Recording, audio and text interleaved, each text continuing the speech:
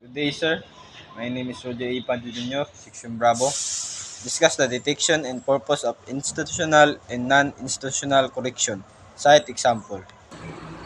Institutional correction. A reduction in a prisoner's sentence offered in an acknowledge of his excellent behavior or behavior. Correction places a strong emphasis of rehabilitation, treating offenders as patients who require their AFI and supervision in order to reintegrate into a society. As productive and responsible citizens, what are the five goals of the criminal justice system?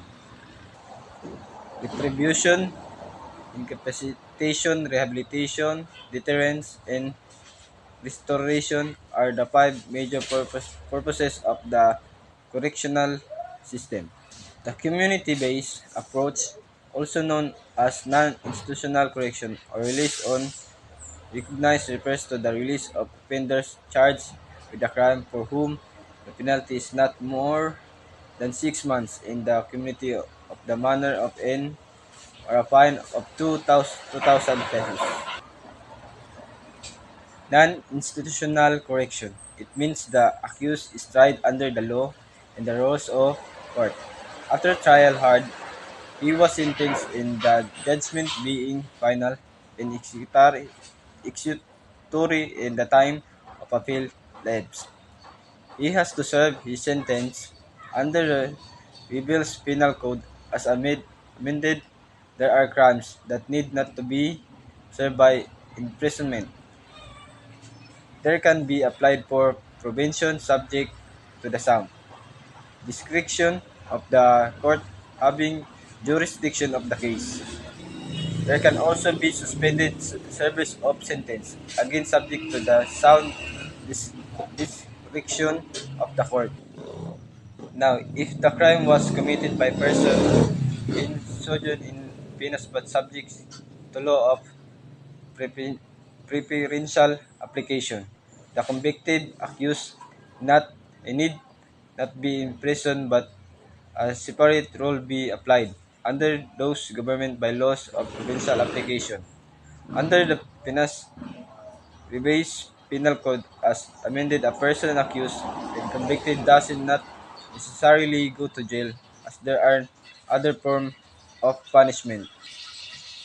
In the criminal code, one is deprived of liberty because the code did not provide for incarceration or imprisonment solely.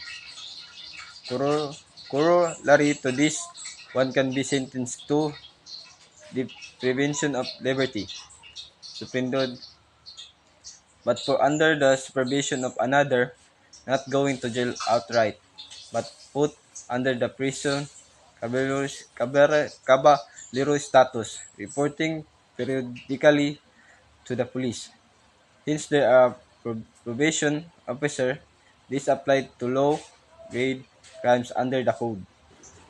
Of course, criminals not under the code, EI below of age, are strictly speaking not criminals under the code, but under the social worker department under different rules.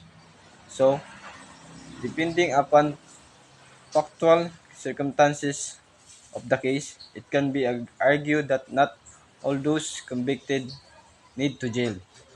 Institutionalized, it is proof positive that in Pinas under the private correction market is often called secondary market because they do not deal with primary crimes committed by those who have been sentenced to prison. Institutional and non-institutional correction are both putting offenders in place where they have to learn how to function outside of the difficulty they had while committing the offense.